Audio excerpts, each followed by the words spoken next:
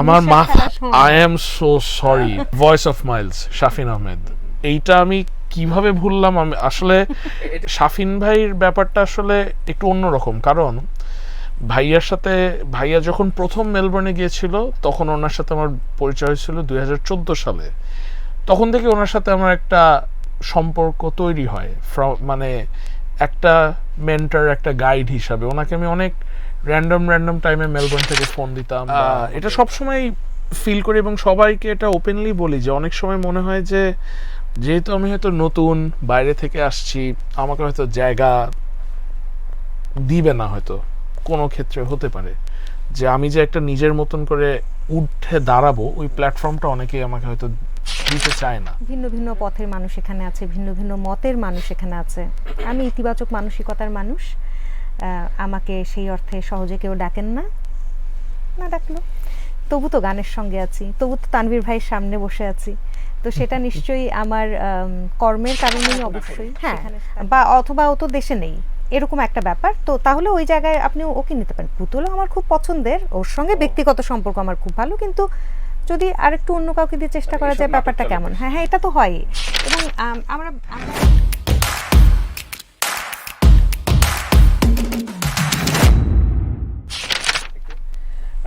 রেজা নিজে কম্পোজিশন এখন একটা ব্যান্ডের সাথে রয়েছে, রাইট? জি, আমার অ্যাকচুয়ালি ব্যান্ড বলতে দুইটা ব্যান্ড আছে। আচ্ছা, একটা হচ্ছে ব্রহ্মপুত্র বাংলাদেশ, যেটা হচ্ছে আমি ওটার ফাউন্ডার মেম্বার। সহজ বাংলায় আমি প্রশ্নটা করি যে রেজা এখন কি করছে? আচ্ছা, তো আমি অ্যাকচুয়ালি বেশ কয়েকটা প্রজেক্টে ইনভলভড আছি। তো আমার মেইন প্রজেক্ট যেটা নিজের, সেটা হচ্ছে আমি নিজে একটা ইনস্ট্রুমেন্টাল অ্যালবাম করার চেষ্টায় আছি, যেটা হচ্ছে শুধু গিটার বেসড মিউজিক হবে। এবং অ্যালবামটা আমি অ্যাকচুয়ালি বাচ্চু ভাইকে ডেডিকেট করতে চাই, কারণ ওনার কারণেই আমার বেসিক্যালি এত দূর আসা। উনি আমাকে ওই ব্রেকটা না দিলে হয়তো কখনো স্বপ্ন দেখতাম না। এইটা ছাড়া আমার ব্যান্ড আছে ব্রহ্মপুত্র বাংলাদেশ নামে আর শ্র্যাপনেল মেথড নামে, এই দুইটা ব্যান্ড। তো ব্রহ্মপুত্র বাংলাদেশ আমি ওইটার কো ফাউন্ডার একজন, যখন ব্যান্ডটা শুরু হয়। তো ব্যান্ডটার সাথে আমার সাথে আছে সাকি ব্যানার্জি, সে আবার বেশ বিখ্যাত একজন ফ্রন্টম্যান। সে ক্যালকাটায় আপনার ক্যাকটাস নামে ব্যান্ডের ফ্রন্টম্যান ছিল এবং তার বেশ কিছু ফিল্মে হিট গান আছে, ব্লকবাস্টার হওয়া। কলকাতার মুভিতে, হ্যাঁ রাইট। তো ও এবং সাথে আরেকজন আছে রিয়াদ। তো রিয়াদ হচ্ছে বাংলাদেশের ওয়ান অফ দ্য, আমার ব্যান্ডমেট দেখে বলছি না, but he is one of the best drummers I have played with.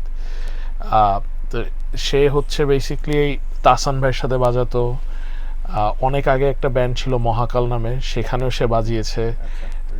এবং হ্যাঁ, এখন কারেন্টলি আরবো ভাইরাসেও বাজাচ্ছে। And he is a very good fashion designer as well. এটা হয়তো অনেকেই জানে না, তার একটা পাঞ্জাবির ব্র্যান্ড আছে আদিশ। সো আমার যতগুলো পাঞ্জাবি আমি পরে ছবি তুলি সবগুলো আদিশের। তো এটা হচ্ছে ব্রহ্মপুত্র বেসিক্যালি আমরা একটা ফ্যামিলি ব্যান্ড, আমরা সবাই ফ্যামিলির মতনই। আর শ্র্যাপনেল মেথড হচ্ছে আমার ফ্রেন্ডের ব্যান্ড, স্কুল ফ্রেন্ডদের সাথে একটা ব্যান্ড। তো ওইটা অনেক পুরনো। তো ওই ব্যান্ডটা অনেক আগে থেকে শুরু হয়। শ্র্যাপনেল মেথড যখন শুরু হয় তখন আমি অস্ট্রেলিয়ায় অ্যাকচুয়ালি। তো ওইটা হচ্ছে সামিরের ব্যান্ড। তো সামির হচ্ছে আমার স্কুল ফ্রেন্ড। তো আমি যখন বাংলাদেশে ব্যাক করি তখন সামির বলে যে দোস্ত তুই আমার সাথে বাজা। ওকে, আমি আছি। আর এছাড়া আরও কিছু প্রজেক্ট আছে আমার স্টুডিওতে। আমি একটা নতুন ইনিশিয়েটিভ নিয়েছি, এটার নাম হচ্ছে গানবাড়িতে নবীনদের যাত্রা। তো এইটার বিষয়টা হচ্ছে যে পুরো গোটা বাংলাদেশে অনেক ছেলে আছে, অনেক মানুষ আছে যাদের হয়তো একটা গান করার স্বপ্ন, গান লিখেছে বা সুর করেছে, কিন্তু নানান কারণে করতে পারছে না। সেটা ফাইন্যান্সিয়াল হোক, লজিস্টিক্স হোক। অনেক সময় দেখা যায় ফাইন্যান্সিয়ালটাই মেইন, কারণ স্টুডিওর খরচ তো একটা মিনিমাম তো থাকেই। তো আমার এই উদ্যোগটা হচ্ছে যাদের ওই ফাইন্যান্সিয়াল ক্যাপাবিলিটিটা নাই তাদেরকে ওয়েলকাম করা আমার স্টুডিওতে। তাদের শুধু একটা গান লেখা থাকতে হবে এবং গান সুর করা থাকলেই বাকি যে কম্পোজিশন, মিক্স, মাস্টার, এভরিথিং ওই পুরাটা আমি করে দিচ্ছি একটা খুবই মিনিমাল কস্টে, যেটা হচ্ছে বেসিক্যালি আমার স্টুডিওর রেন্টটা। আমি নিজের কোনো পারিশ্রমিক রাখছি না। তো এইটা আমার অ্যাকচুয়ালি এই বছরের মেইন টার্গেট। আর কিছু ফিল্মসে কাজ করার ইচ্ছা আছে, কিছু কথাবার্তা হচ্ছে। আর সাথে পুতুলকে নিয়ে আমার একটা প্ল্যান আছে যে 10 থেকে 11টা গানের একটা অ্যালবাম, যেটা অরিজিনাল হবে এবং এগুলি স্টেজ ফ্রেন্ডলি হবে, মানে স্টেজে করার মতন মজার গান হবে। তো বেশ বিজি ইয়ার। শাফিন ভাই বাদ পাচ্ছে আল্লাহ, সবচেয়ে ব্যস্ততা যাচ্ছে, মানে একেবারে আমার নিঃশ্বাস মাথা, ফেলার সময়। I am so sorry. Voice of my voice of Miles, Shafin Ahmed, এইটা আমি কিভাবে ভুললাম? আমি আসলে এটা কতদিন হলো? এইটা আমার 1 বছরের উপরে। আচ্ছা। তো শাফিন ভাইয়ের ব্যাপারটা আসলে একটু অন্যরকম, কারণ ভাইয়া যখন প্রথম মেলবোর্নে গিয়েছিল তখন ওনার সাথে আমার পরিচয় হয়েছিল 2014 সালে। তখন থেকে ওনার সাথে আমার একটা সম্পর্ক তৈরি হয়, মানে একটা মেন্টর, একটা গাইড হিসাবে। ওনাকে আমি অনেক র্যান্ডম টাইমে মেলবোর্ন থেকে ফোন দিতাম বা আমাদের কথা হতো যে ভাইয়া কি করা যায় মিউজিকে বা কিছু আইডিয়া। উনি সবসময় আমাকে গাইড করতেন। উনি এমন একটা মানুষ, ওনাকে আমি যখনই মেসেজ করি উনি সবসময় আমার জন্য ওনার ফ্রি টাইম থাকে সামহাউ, যে ভাই একটু কল দিতে পারি, হ্যাঁ কল দে। আচ্ছা। বা তো পছন্দের আমার ওনাকে অসম্ভব, মানে উনি আসলে আমার, মানে বাংলাদেশে প্রপার কমার্শিয়াল সেক্টরে মেইন স্ট্রিম যেটাকে আমরা বলি, মেইন স্ট্রিমে ঢুকা হয়েছে শাফিন ভাইয়ের থ্রুতে। এবং ভাইয়ার সাথে গিটার বাজানো, এটা মানে আমরা হয়তো স্টেজে অনেক এনজয় করি, সবই ঠিক আছে, কিন্তু এটা যে আসলে কত বড় একটা অনার। বাংলাদেশে শাফিন আহমেদকে সবাই এক নামে চিনে, তো ওনার সাথে বাজাতে পারা এটা অবশ্যই। এবং মানে তিনি সলোভাবে বেরিয়েও এখন তো তুমুল ব্যস্ত তোমরা, মানে হ্যাঁ, মানে ভাই টু বি ভেরি অনেস্ট, আমার অ্যাকচুয়ালি কেন মাথার মধ্যে আসে না এই কারণে, কারণ আমি গতকালকেই খুলনা থেকে ফিরেছি। এই প্রশ্নগুলো আসলে মিউজিকটা এখন পেশাদার জায়গায় ক্যাপেবল মনে মনে মনে করো তুমি, যেই স্ট্রাগল, যেই ভিশনটা নিয়ে বাংলাদেশে আসা, সেটা কি কতটুকু পূরণ হলো, বা কখনো কি কোনোভাবে ডিপ্রেসড হওয়ার অপশন থেকে যায়? ডিপ্রেসড হওয়ার অপশন ভাইয়া যদি চিন্তা করি থাকে, আচ্ছা। কারণ হচ্ছে আমি যে জিনিসটা ফিল করি এবং এটা সবসময় ফিল করি এবং সবাইকে এটা ওপেনলি বলি, যে অনেক সময় মনে হয় যে যেহেতু আমি হয়তো নতুন, বাইরে থেকে আসছি, আমাকে হয়তো জায়গা দিবে না, হয়তো কোনো ক্ষেত্রে হতে পারে যে আমি যে একটা নিজের মতন করে উঠে দাঁড়াবো, ওই প্ল্যাটফর্মটা অনেকেই আমাকে হয়তো দিতে চায় না। জায়গা তো অতটা নাইও এখন, মানে আমি তাও বলবো ভাই আছে, কারণ অনেকেই করছে। পুতুলের যেটা আপনি আগে বলেছিলেন যে ও মানে নিজের ভিতরে থাকে, যেহেতু সে লিখে গান গায়, আমারও ভাইয়া কিছুটা সিমিলার। আমি সবসময় মনে করি যে সেলফ ডেভেলপমেন্ট এটা খুব জরুরি যে কোনো অঙ্গে, সেটা মিউজিক হোক, চাকরি হোক, যেটাই হোক। কারণ টেকনোলজি, ইউটিউব, এত কিছু অ্যাভেলেবল আছে, কারোর কাছে আসলে ফ্রি টাইম থাকার কথা না কেউ যদি নিজেকে ডেভেলপ করতে চায়। আমি যেমন, আমার ফ্রি টাইম বলে কিছু নাই, আমি যখনই সময় পাই আমি নিজে শেখার চেষ্টা করি মিউজিকে কিভাবে ইমপ্রুভ করা যায়। ভাবলে আসলে মনে হয় যে জীবন এত ছোট, জীবন অনেক ছোট। আই উইশ আমি আরেকবার জন্ম নিতে পারতাম, মানে এটা কোনো সময় না না। তো ওই হিসাবে ভাই কিছুটা ডিপ্রেস লাগে এবং প্রায় সময় মনে হয় যে অস্ট্রেলিয়া চলে যাই, আবার চাকরিতে ব্যাক করি, কিন্তু আবার এটাও মনে হয় যে শেষটা দেখে যাই। না, এই বিষয়ে আসবো। পুতুল, আমি একটু কড়া আলাপে যেতে চাই যে বাংলাদেশের মিউজিক ইন্ডাস্ট্রি এখন বলা হয় যে খুবই একটা মানে রুগ্ন একটা অবস্থায় পৌঁছেছে কিছু কিছু ক্ষেত্রে অনেকেই এই সিটুয়েশন বা অনেকে আমার কাছে বলেন যে গোত্র বিভক্তি হয়ে গেছে, একটা এলাকা ভিত্তিক কিছু সিন্ডিকেশন তৈরি হয়, বড় বড় প্ল্যাটফর্মে তাদের পরিবারতন্ত্র চলছে, নাম নাই বলি, নাম বললে অনেক ঝামেলা তৈরি হবে। তো এইসব জায়গাগুলো অনেক, এমন না যে গত 5-6 বছর ধরেই হচ্ছে।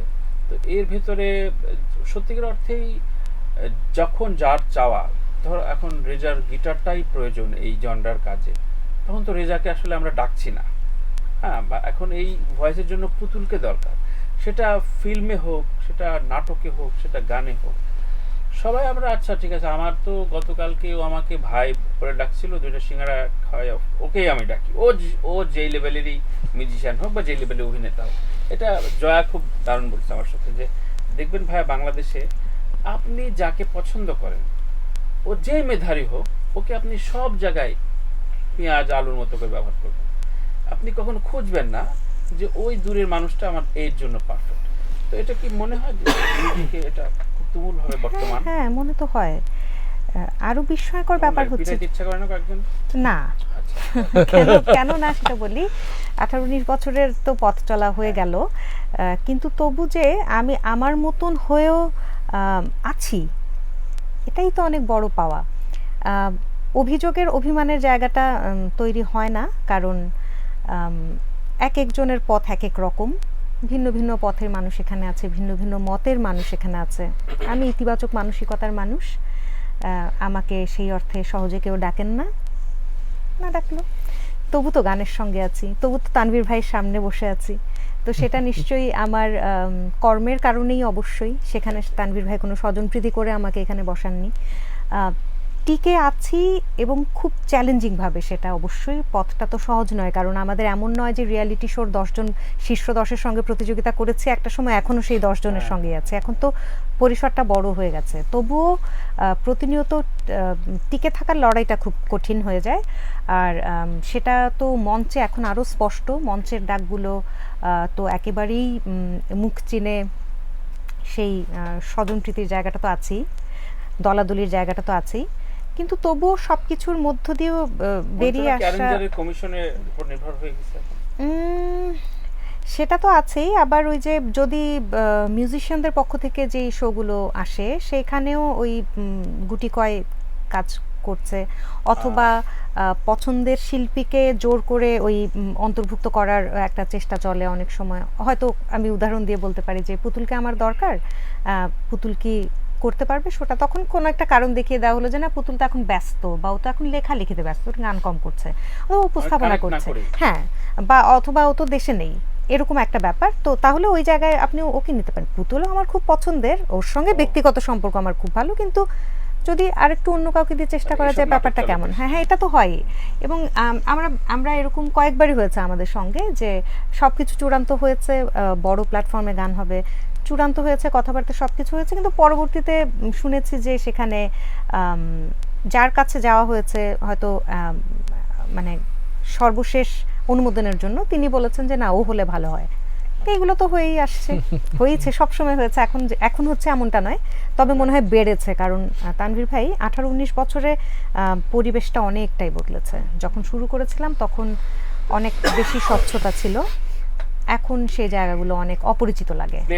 প্লেব্যাকের অবস্থাটা, প্লেব্যাকে বরাবরই আমি কম ডাক পেয়েছি। একটা সময় আমি সেটাতে নিয়ে একদমই হতাশ ছিলাম না, কারণ প্লেব্যাকে তো ভালো অবস্থা অবশ্যই, কারণ এখন সেখানে অনেক স্বজন পোষণের গল্প শুনি। ইনফ্যাক্ট কয়েকজন শিল্পী খুব স্টেটমেন্ট দিয়েছে পত্রিকায়।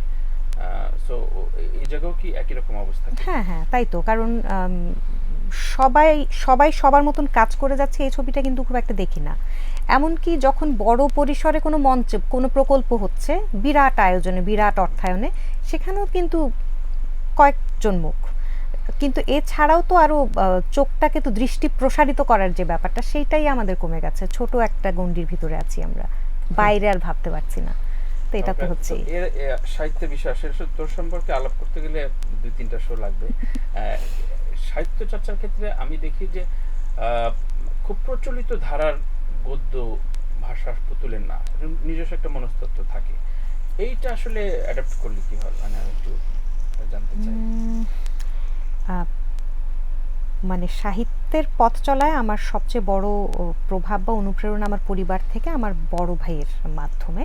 তো তখনই এমন কিছু ধ্রুপদ সাহিত্যের সঙ্গে পরিচয় হয়েছে যে সেগুলো ভিতরে একেবারে মানে গাঁথা। আমি ছোটবেলাতে রবীন্দ্র রচনা বলি, কিংবা এর পরবর্তী সময়ে জীবনানন্দ, হুমায়ুন আজাদ সমকালীন যদি বলি, যদিও খুব সেই অর্থে সমকালীন নন, তারপরেও হুমায়ুন আজাদ বা শামসুর রহমান, এনাদের লেখা পড়তে পড়তে না একটা নিজস্ব ভাষাভঙ্গি তৈরি হয়, একটা দর্শন তৈরি হয়। নারী লেখকদের কথা বলতে গেলে সেখানে মল্লিকা সেনগুপ্ত আসে, সেখানে কেতকী কুশারী ডাইসন আমার ভীষণ প্রিয়। তো সেইখানে ওই নারীর মনস্তত্ত্ব নিয়ে লেখা বা নারীর প্রতি সামাজিক মনস্তত্ত্বের গল্পটা তুলে আনার একটা ভীষণ প্রবণতা তৈরি হয়েছে আমার একদম লেখার শুরু থেকেই, যখন থেকে আমি আত্মপ্রকাশ করেছি তখন থেকেই। এবং সেটা আমি অনেকের কাছ থেকে শুনি যে খুব মৌলিক শোনায়, মানে সেই কণ্ঠস্বরটা, লেখার ভিতরে তো একটা টোন থাকে, সেই টোনটা খুব মেলে না। তো সেইটা হয়েছে আমার একেবারে অবচেতনে, হয়তো বা পড়াশোনার ভঙ্গিটার কারণে, কারণ আমরা যা কিছু গিলি তাই তো আমরা বলি। তো সেই জায়গা থেকে হয়তো ভালো খাদ্য খেয়েছি বলে। তো তার মানে রেজা পুতুল দুজনে আসলে হুট করে কালকেই আমার খুব ফেম ক্যারি করতে হবে, এটা এই মুহূর্তটা টানে না আসলে ফেমের ব্যাপারটা কি, আপনি আমাকে জিজ্ঞাসা করতে পারেন যে 17 বছর থেকে দেশে আসছি, সবারই হয়তো এটাই ধারণা যে ফেমটা, যে দেশে তাড়াতাড়ি ফেমাস না হতে পারলে তো। আমার আলটিমেট গোলটা হচ্ছে কি ভাইয়া, যে আমি বাংলাদেশকে খুব ভালোবাসি, অসম্ভব। সেটা তো প্রমাণিত, মানে এবং একটু ছোট করে যদি বলি, আমি অস্ট্রেলিয়ায় 2টা বেশ খুব ক্রুশাল অপরচুনিটি ছেড়ে দিয়েছি। তার মধ্যে একটা যেটা একদম লাস্ট মুহূর্তে গিয়ে ছেড়েছি, সেটা হচ্ছে আমি অস্ট্রেলিয়ান এয়ারফোর্সে এনলিস্টেড হয়েছিলাম। তো যখন একদম শেষ দিকে গিয়ে যে ওত নিতে হয় যে তুমি তোমার লাইন অফ ডিউটিতে অস্ট্রেলিয়ার জন্য দিতে হবে, সেই মুহূর্তে আমি ব্যাক আউট করেছি এবং আমি আর এটা পারসিউ করি নাই। কারণ আমার কথা হচ্ছে যে আমি যদি কোনো নেশনের জন্য, কোনো দেশের জন্য আমার জীবন দিতে হয়, সেটা বাংলাদেশ। কারণ আমার জন্ম এখানে, আমি না হয় অস্ট্রেলিয়ান নাগরিক, সবাই বলে নীল পাসপোর্ট নিয়ে ঘুরি, সেগুলি ঠিক আছে, কিন্তু আমার জন্ম, আমার রুট তো এখানে। আজকে অস্ট্রেলিয়া তো আমাকে আমার পরিচয়টা দেয় নাই, আমার প্রথম পরিচয়টা তো বাংলাদেশ, আমি তো বাংলাদেশি, তারপর আমি অস্ট্রেলিয়ান। আমি কিন্তু অস্ট্রেলিয়ান বাংলাদেশি না, আমি বাংলাদেশি অস্ট্রেলিয়ান। তো আমি আমার দেশটাকে অসম্ভব ভালোবাসি, দেশের মানুষকেও ভালোবাসি, যদিও দেশের মানুষের থেকে রিসেন্টলি যেরকম ট্রিটমেন্ট পাচ্ছি মিডিয়া থেকে, আমি তো নতুন একজন। হ্যাঁ, মানে ওর গল্পগুলো আরো অন্যরকম আর কি। তো তারপরে আমি অনেক ভালোবাসি